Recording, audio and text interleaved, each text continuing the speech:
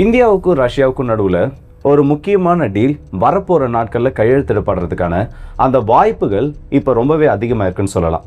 என்னடா காலையில் ஒரு வீடியோவில் தான் F-35 SU-57 ஒரு டாபிக் பேசியிருந்தேன். ஒருவேளை அந்த டீலானது ஃபைனலைஸ் பண்ணப்பட்டுச்சா இல்லை இதுக்கு பின்னாடி வேற ஏதாச்சும் தகவல்கள் வந்திருக்கான்னு கேட்டிங்கன்னா இது ரெண்டுமே கிடையாது.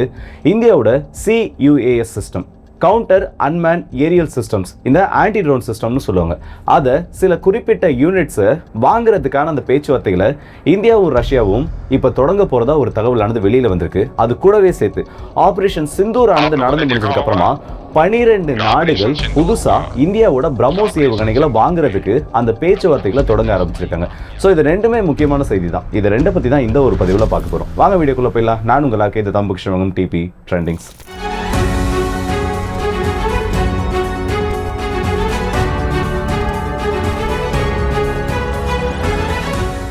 பிரம்மோஸ் மிசைல், இந்த பிரம்மோஸ் ஆன்டிஷிப் மிசைல்ன்றது உலகத்தில் இருக்கக்கூடிய ஒரு சக்தி வாய்ந்த ஏவுகணையா இப்போ வரைக்கும் இருந்துட்டு இருக்கு. அதுலேயும் இந்த கப்பல்களுக்கு எதிராக செயல்படக்கூடிய ஏவுகணைகளில் எந்த ஒரு நாட்டுக்கிட்டையும், அமெரிக்கா கிட்டையும் சரி, சீனா கிட்டையும் சரி, க்ரூஸ் மிசைல் கேட்டகரியில் இதை அடிச்சுக்கிறதுக்கு ஒரு வெப்பன் சிஸ்டம்ன்றது கிடையாது. அது மட்டும் இல்லாமல் உலகத்தோட அதிநவீன ஏர் டிஃபென்ஸ் சிஸ்டம்ஸ்னாலையும் இதை அந்த அளவுக்கு சீக்கிரத்தில் நியூட்ரலைஸ் பண்ணிட முடியாது. ஒரு டாப் நாச்சான ஆன்டிஷிப் மிசைலாக இது இருந்துட்டு இருக்கு. இதோட லேண்ட் அட்டாக் வேரியண்ட்டும் இருந்துட்டு இருக்கு. ஆனால் என்னதான் இதை பற்றி நம்ம பெருசாக டெக்னாலஜி பை சொன்னாலும் சரி, இல்லை இதோட கெப்பாசிட்டியை பற்றி சொன்னாலும் சரி, உலகத்தில் இருக்கக்கூடிய மற்ற நாடுகள் எந்த அளவுக்கு இந்த வெப்பன்ஸை இம்போர்ட் பண்ணுறாங்க, இல்லை எந்த அளவுக்கு மற்ற நாடுகளோட ஆயுத மார்க்கெட்டில் இது சேல்ஸ் ஆகுறதுன்றதை பொறுத்து தான், அதோட சேல்ஸை பொறுத்து தான் அது ஒரு சக்ஸஸ்ஃபுல்லான வெப்பனான்றது இன்னைய காலகட்டத்தில் அதுக்கான கேட்டகரின்றது நிர்ணயிக்கப்படுது. அப்படி இருக்கப்போ ரஷ்யாவை தாண்டி பிரைமரியாக இந்த பிரம்மோஸோட ப்ரீவியஸ் வெர்ஷனாக இருக்கக்கூடிய ஓனிக்ஸை யாரும் யூஸ் பண்ணுறது கிடையாது. அதே மாதிரி இந்த ரெண்டு நாடுகளாலையும் உருவாக்கப்பட்டிருக்கக்கூடிய இந்த பிரம்மோஸை இந்தியாவை தவிர வேற எந்த நாடு யூஸ் பண்ணுறது கிடையாது. அன்டில் 2024 வரைக்கும் பிலிப்பைன்ஸ் முதல் முறையாக ஒரு 375 மில்லியன் மதிப்பீட்டில் 3 units of S-400, 3 batteries shore based system, இந்த கடற்கரையிலிருந்து ஏவுற மாதிரி ஒரு சிஸ்டமை 3 எண்ணிக்கையில் வாங்கியிருந்தாங்க. அதுக்கான டீல் ஃபைனலைஸ் பண்ணப்பட்டு சில வெப்பன்ஸ் யூனிட்ஸை நம்ம டெலிவரியும் பண்ணியிருக்கோம். இதுக்கு அடுத்தபடியாக பார்த்தோன்னா வியட்நாம் 700 மில்லியனுக்கான அந்த ஒரு டீலை கையெழுத்திடுறதுக்கு முக்கியமான சில பேச்சுவார்த்தைகளான நடந்துட்டு இருக்கு. ஆல்மோஸ்ட் அந்த டீலானது ஃபைனலைஸ் பண்ணக்கூடிய அந்த ஒரு கண்டிஷனில் இருந்துட்டு இருக்கு. 4வது இந்தோனேஷியா ஒரு 450 மில்லியன் மதிப்பீட்டில் இந்த ஒரு மிசைலுக்கான டீலை ஃபைனலைஸ் பண்ணுறதுக்கு அந்த பேச்சுவார்த்தைகள் ஈடுபட்டிருக்காங்க. இவங்க 3 பேருக்குள்ள இருக்கக்கூடிய ஒரு ஒத்துமையை பார்த்தீங்கன்னா இவங்க எல்லாமே சீனாவுக்கு எதிரான ஒரு மனப்பான்மையுடைய நாடுகள், இல்லை இவங்களுக்கு எதிராக சீனா சில பிரச்சனைகளை பண்ணிட்டு இருக்க மாதிரி இருக்கக்கூடிய நாடுகள். ஸோ இந்த ஆப்ரேஷன் சிந்தூரானது நடக்கிறப்போ ஒரு ஆன்டிஷிப் மிசைலை லேண்ட் அட்டாக்குக்காக நம்மளால் எந்த அளவுக்கு பயன்படுத்த முடியும், இதே ஒரு மிசைலை எப்படி எனிமியோட ஏர் பேசஸ் டெஸ்ட்ராய் பண்ணுறதுக்கு நம்மளால் பயன்படுத்த முடியும்னு காமிச்சதுக்கு அப்புறமா இந்த மிசைலோட அந்த மிஷன் ரோல்ன்றதே இந்த இடத்துல கம்ப்ளீட்டாக மாற ஆரம்பிச்சிருக்கு. ஒரு கப்பலை அழிக்கிறதுக்காக உருவாக்கப்பட்ட கப்பல் எதிர்ப்பு ஏவுகணையாக இருக்கக்கூடியது இதோட லேண்ட் அட்டாக் வேரியன்ட்ன்றது இப்போ பல நாடுகளை இம்ப்ரெஸ் பண்ண ஆரம்பிச்சிருக்குன்னே சொல்லலாம். நம்மளோட பிரம்மோஸோட முக்கியமான ஒரு மேனுஃபேக்சரிங் யூனிட் லக்னோவில் இப்போ ஓப்பன் பண்ணதுக்கு அப்புறமா இந்தியா கிட்ட இருந்து இந்த மாதிரி ஒரு அறிவிப்பானது வந்திருக்கு. ஆபரேஷன் சிந்தூர் நடந்து முடிஞ்சதுக்கு அப்புறம் இந்தியாவோட வெப்பன்ஸ்க்கு உலக அளவில் இருக்கக்கூடிய மார்க்கெட்ல ஒரு சர்ஜ் இன்க்ரீஸ் ஆயிருக்கிறத எங்களால கவனிக்க முடியுது. आप लोगों ने देखा होगा जो ऑपरेशन सिंदूर हुआ, उस ऑपरेशन सिंदूर में ब्रह्मोस ने करिश्माई काम किया है. ब्रह्मोस मिसाइल ने அது மட்டும் இல்லாமல் நேரடியாக 12 நாடுகள் இந்த பிரம்மோஸை பற்றின என்கொயரியை இப்போ பண்ண ஆரம்பிச்சிருக்காங்க. இந்த பிரம்மோஸ் மிசைல்ஸ் மேலே இன்ட்ரெஸ்ட்ன்றதை காமிக்க ஆரம்பிச்சிருக்காங்கன்னு சொல்லியிருக்காங்க. இன்ட்ரெஸ்ட் காமிக்கிறது ஒரு பெரிய விஷயமா? இதை நிறைய நாடுகள் பண்ணுவாங்க. ஒரு வெப்பன் சிஸ்டம்ன்றது பிடிச்சிருந்துன்னா அதை பற்றின தகவல்களை கேட்கறது சாதாரணமான ஒரு விஷயம் தானு சொல்லிட்டு. ஆனால் ஒரு ஆப்ரேஷன் நடந்து முடிஞ்சதும் 2 நாட்டுக்கு நடுவில் ஒரு பிரச்சனை நடக்குது. அப்படி நடந்த ஒரு பிரச்சனையில் இந்த இடத்துல டாப் கிளாஸில் பெர்ஃபார்ம் பண்ண ஒரு மிசைலை இந்த அளவுக்கு ஷார்ட்டஸ்ட் டைம் பீரியடில் இத்தனை நாடுகள் என்கொயர் பண்ணுறதுன்றது இது முதல் முறையாக மாறி இருக்கு. இதுக்கு முன்னாடி இதே ஒரு பிரச்சனையை மையப்படுத்தி இந்த J-10C பற்றி நிறைய என்கொயரிஸ் ஆனது வந்துருச்சு. ரஃபேல் அதை ஷார்ட் டவுன் பண்ணதா ஒரு நியூஸ் வெளியில் வந்ததும் அவங்களோட மார்க்கெட் வேல்யூ ஏறினது மட்டும் இல்லாமல் அந்த J-10C பற்றி நிறைய நாடுகள் விசாரிக்க ஆரம்பிச்சிருந்தாங்க. ஆனால் அதோட எண்ணிக்கைன்றது மொத்தமாக 5 மட்டும்தான். 5 நாடுகள் இந்த J-10C வாங்குறதுக்கான சில அந்த பேச்சுவார்த்தைகளானது நடத்தப்பட்டதாக சொல்லப்பட்டுச்சு. ஆனால் 12 நாடுகள் வரைக்கும் இப்போ இந்த பிரம்மோஸ் மிசைலை பற்றி என்கொயரி பண்ண ஆரம்பிச்சிருக்காங்க. இந்த 12 நாடுகளை பற்றி பெருசாக எந்த ஒரு தகவலும் வெளியில் வராது. ஏன்னா ஒரு ஆன்டிஷிப் மிசைலை நீங்கள் வாங்குறீங்க, அதோட ஃபங்க்ஷனல் கெப்பாசிட்டி இந்த அளவுக்கு இருக்குன்றப்போ அது பக்கத்து நாடுகளில் தேவையில்லாத ஒரு டென்ஷனை ஏற்படுத்தும். சவுத் சைனா சீல இருக்கக்கூடிய எந்த ஒரு நாடு பிரம்மோஸ் மிசைலை வாங்க போகிறாங்கன்னு ஒரு செய்தி வந்தாலும் முதல்ல சீனாவுக்கு தான் அது பெரிய ஆப்பா மாறும். அவங்க முதல்ல இருந்தே அந்த ஒரு திட்டத்தை எதிர்க்க ஆரம்பிச்சிருவாங்க. அப்படி இருக்கப்போ இந்த நாடுகளோட டீடைல்ஸ்ன்றது வெளியில வராது. ஆனா இப்போ ஒரு லிஸ்ட் வெளியில வந்திருக்கு. மேபி இந்த 12 நாடுகள் அந்த லிஸ்ட்ல இருக்கலாம். குறிப்பா சொல்லணும்னா சவுதி அரேபியாலாம் ஆல்ரெடி இன்ட்ரெஸ்ட் தெரிவிச்சிருந்தாங்க. வெளியில வந்திருக்கக்கூடிய அந்த லிஸ்டின் படி அதில் இருக்கக்கூடிய 12 நாடுகள் என்னன்னு பார்த்தோன்னா Malaysia, Thailand, UAE, Egypt, Brazil, South Africa, Chile, Oman, Venezuela, Singapore, Brunei, இந்த 11 நாடுகள் கூடவே அந்த 12வது நாடா ஜப்பான் இதுக்குள்ள வரலான்ற மாதிரி ஒரு தகவல் வெளியில வந்திருக்கு. அஃபிஷியலா இதை அவங்க டிஸ்க்ளோஸ் பண்ணல. வெளியில வந்திருக்கக்கூடிய நிறைய எக்ஸ்பர்ட்ஸோட ரிவ்யூ இல்ல இது சம்பந்தப்பட்ட ஆர்டிகல்ஸ் எல்லாத்தையும் தேடி பார்க்குறப்போ இந்த 12 நாடுகளுக்கு இந்த ஒரு மிசைல் முக்கியமான ஒரு தேவையா இருக்கலாம்னு சொல்லியிருக்காங்க. சவுதி அரேபியா சேர்க்காம, ஏன்னா ஆல்ரெடி அவங்க இன்ட்ரெஸ்ட்ன்றதை தெரிவிச்சு இந்த மிசைல்ஸை பத்தின சில டீடைல்ஸை வாங்க ஆரம்பிச்சிருக்காங்க. ஸோ இந்த 12 நாடுகளுக்கு பிரம்மோஸ்ன்றது ஏன் முக்கியம்? ஒரு ஆன்டி ஷிப் மிசைலுக்கு எந்த அளவுக்கு மார்க்கெட் ஏறி இருக்குன்னா அதுக்கு முக்கியமான காரணம் என்னன்னா எனிமி ஏர் டிஃபென்ஸ் சிஸ்டம்னால இதை தொட்டு கூட பார்க்க முடியாதுன்றது தான்.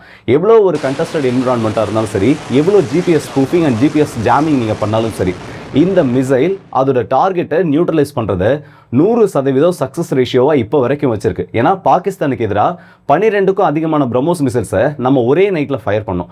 அதில் ஒரே ஒரு மிசைலை கூட பாகிஸ்தானால் எலக்ட்ரானிக்கலி ஜாமிங்கும் பண்ண முடியல, அவங்களால அந்த மிசைலை கீழே டவுனும் பண்ண முடியல. ஸோ அது இம்பாக்டை ஏற்படுத்தின இடத்துல எல்லாமே 2லேருந்து 3 மீட்டர் வரைக்கும் ஒரு பெரிய கிரேட்டரை ஏற்படுத்துது.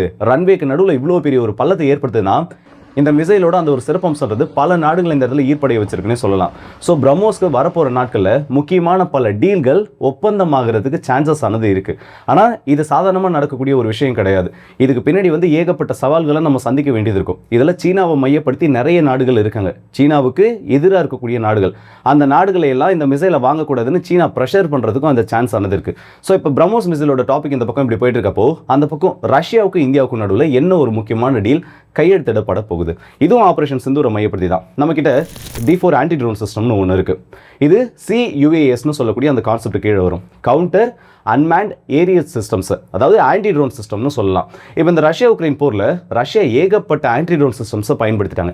எலக்ட்ரானிக்கலி ஜாம் பண்ணுறது, பன்சீரை யூஸ் பண்ணுறது, அதுக்கப்புறம் அவங்க கிட்ட இருக்கக்கூடிய மற்ற டிஃபென்ஸ் சிஸ்டம்ஸை யூஸ் பண்ணுறதுன்னு சொல்லிட்டு அவங்க எந்த அளவுக்கு பயன்படுத்திட்டு இருந்தாலும் இன்னமும் 100% உக்ரைனோட ட்ரோன்ஸ் கிட்ட இருந்து இவங்களால ரஷ்யாவை பாதுகாக்க முடியல. ஏன்னா ரொம்பவும் சீப்பஸ்ட் ட்ரோன்ஸை வச்சு $1000 $2000 இருக்கக்கூடிய ட்ரோன்ஸை வச்சு பல மில்லியன் மதிப்புடைய பாம்பர் ஏர்கிராஃப்டை சமீபத்தில் உக்ரைன் வீழ்த்தியிருந்தாங்க. ஸோ இப்போ ரஷ்யாவிலிருந்து இந்த CUAS சிஸ்டம்க்கு கீழே இருக்கக்கூடிய முக்கியமான 2 எலமெண்ட்ஸை வாங்குறதுக்கான சான்சஸ் இருக்கிறதா சொல்லியிருக்காங்க.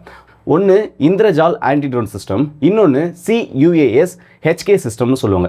இது ரெண்டுமே பார்த்தீங்கன்னா சாஃப்ட் கில் அண்ட் ஹார்ட் கில்னு சொல்லக்கூடிய அந்த 2 சிஸ்டம்ஸ்லையும் உள்ளே வரக்கூடிய எனிமியோட ட்ரோன்ஸை பல கிலோமீட்டர்கள் தொலைவில் அது உள்ளே வரப்போ லேசர் பேஸ்டு காம்பனன்ட்ஸ் மூலயமாகவும் ரேடார் இமேஜினிங் மூலயமாகவும் அந்த ட்ரோன்களை கண்டுபிடிச்சு மற்ற சிஸ்டம்ஸ்க்கு அதை பற்றின குவாடினேட்ஸை கொடுத்து சாஃப்ட் கில் மூலயமா, அதாவது அதை ஜாம் பண்ணி கீழே இருக்கிறதா இல்லை இங்கேருந்து ஒரு மிசைலையோ இல்லை ஆன்டி ட்ரோன்ஸ் கன் மூலயமாவோ அதை டவுன் பண்ணி இல்லை ஆன்டி ட்ரோன்ஸ் கன் மூலயமாவோ அதை சுட்டு வீழ்த்தி கீழே இறக்குறதான்னு முக்கியமாக சர்வைலன்ஸ் அண்ட் ட்ராக்கிங் ரேடார்ஸா இல்லை அதுக்கான மல்டி லேயர் டிஃபென்ஸ் சிஸ்டமாக இது வேலை செய்யும். ஸோ இந்த 2 காம்பனன்ட்ஸை வாங்குறதுக்கு ரஷ்யா ஒரு பேச்சுவார்த்தை தொடங்கி இருக்கிறதாவும் இப்போ சொல்லியிருக்காங்க. ரஷ்யா கிட்ட இல்லாத டெக்னாலஜியா ஏன் இப்போ ரஷ்யா இந்த டெக்னாலஜியை இந்தியா கிட்ட இருந்து வாங்கணும்? ஏன்னா இதை விட அட்வான்ஸ்டு டெக்னாலஜி இது எல்லாமே ரஷ்யா கிட்ட இருக்கு. இந்த ஒரு கேள்விக்கு பதில் சிம்பிளான ஒன்று தான். சின்ன மீனை போட்டு பெரிய மீனை பிடிக்கிறது. இப்போ இந்தியாவுக்கும் ரஷ்யாவுக்கும் நடுவில் மேஜரான ஒரு டிஃபென்ஸ் டீல் நடந்து பல வருஷம் ஆயிடுச்சு. கடைசியாக பார்த்தோன்னா இந்த சூப்பர் சுகோய் ப்ராஜெக்ட்டுக்காக ஒரு 4 பில்லியன் மதிப்பீட்டில் அதுக்கான ஒரு டீலை சைன் பண்ணாங்க. அதுவும் காம்பனன்ட்ஸ் எல்லாமே டெக்னாலஜி டிரான்ஸ்ஃபர் மூலியமா மேக் இன் இந்தியா திட்டத்தில் உருவாக்கப்படணுன்றது தான் அதோட ஒரு முக்கியமான சிறப்பம்சமே. அப்படி இருக்கப்போ மேஜராக அடுத்து எந்த ஒரு டீலும் நடக்கல. ஸோ இந்த இடத்துல F-35 ஆர் Su-57 ஒரு டாபிக் வரப்போ இந்தியாவுக்கு இந்த மாதிரி சில சலுகைகளை கொடுத்தா இல்லை இந்த மாதிரி சில டீல்ஸ்ன்றதை இந்தியா கூட மேக் பண்ணி அவங்களுக்கான ரெவன்யூ ஜென்ரேட் பண்ணுறது மூலயமா ஒரு பெரிய டீலை முடிக்கிறதுக்கான முயற்சிகளை இந்த இடத்துல ரஷ்யா எடுக்கிறதுக்கு ஒரு சின்ன ஒரு தொடக்கம் தான் இது. அப்படின்னா அந்த சிஸ்டம் அந்த அளவுக்கு கேப்பபிளா இல்லையா? வெறும் சின்ன மீனை போட்டு பெரிய மீனை பிடிக்கிற கான்செப்ட்ல தான் இதை பண்ணிட்டு இருக்காங்களா கேட்டிங்கன்னா கிடையாது. இந்த இந்திரஜால் ஆன்டி ட்ரோன் சிஸ்டமும் CUAS HK இந்த 2 சிஸ்டமும் பாகிஸ்தானுக்கு எதிராக ஆபரேஷன் சிந்தூரில் 100% சக்ஸஸ் ரேஷியோ வச்சிருக்கதா சொல்லியிருக்காங்க. ஸோ இந்த மாதிரி ஒரு கேப்பபிளான ஒரு சிஸ்டமை ரஷ்யா வாங்க முயற்சி பண்ணுறதுல எந்த ஒரு ஆச்சரியமும் கிடையாது. ஆனால் இந்த டீலோட மதிப்பு என்ன, இல்லை இதுக்கு பின்னாடி இருக்கக்கூடிய முக்கியமான காரணங்கள் என்னன்றது இன்னும் வரப்போகிற காலங்களில் தான் நமக்கு தெரிய வரும். ஸோ ஆயுத மார்க்கெட்டை பொறுத்த வரைக்கும் இன்னொரு 4-5 மாதம் இந்தியாவுக்கு ரொம்பவே முக்கியமான டைம். பிரம்மோஸ் டீலில் மட்டும் இந்த 12 நாடுகளில் ஒரு 3 நாடுகள் கிட்ட நம்ம ஃபைனலைஸ் பண்ணாலே போதும். அதோட கெப்பாசிட்டி, அதோட ஃபங்க்ஷன்ன்றதை மற்ற நாடுகளுக்கு இந்த நாடுகள் மூலியமாக நம்மளால் தெரிய வைக்க முடியும். ஸோ ஒரு மிலிட்டரி ஆப்ரேஷன் நடக்குதுன்றது நம்மளோட பார்வையை பொறுத்த வரைக்கும், இல்லை ஒரு யுத்தம் நடக்குதுன்னா அது ஜஸ்ட் ஒரு போராக மட்டும்தான் இருக்கும். ஆனால் அதுக்கு பின்னாடி இந்த மாதிரி சொல்லப்படாத காரணங்கள் பல இருக்குது. இப்போலாம் யுத்தங்கள்ன்றது 2 நாட்டுக்கு நடுவில் நடக்கக்கூடிய பிரச்சனையை விட மற்ற நாடுகள், அதில் டைரெக்டாக இன்வால்வ் ஆகியிருக்க நாடுகளும் இல்லை இன்டைரக்டாக ஆயுதங்களை கொடுத்து உதவி இருக்கக்கூடிய நாடுகளும் அவங்களோட வெப்பன்ஸை மார்க்கெட் பண்ணக்கூடிய ஒரு பிளாட்ஃபார்மாகவே மாறிடுச்சு. இந்த J-10C விமானங்கள்லேருந்து இப்போ இந்தியாவோட பிரம்மோஸ் மிசைல் வரைக்கும் நடக்கக்கூடிய யுத்தங்கள் எல்லாமே இந்த வெப்பன்ஸ் இம்போர்ட் அண்ட் எக்ஸ்போர்ட்டை ஏகப்பட்ட லெவலில் பூஸ்ட் பண்ணியிருக்கு.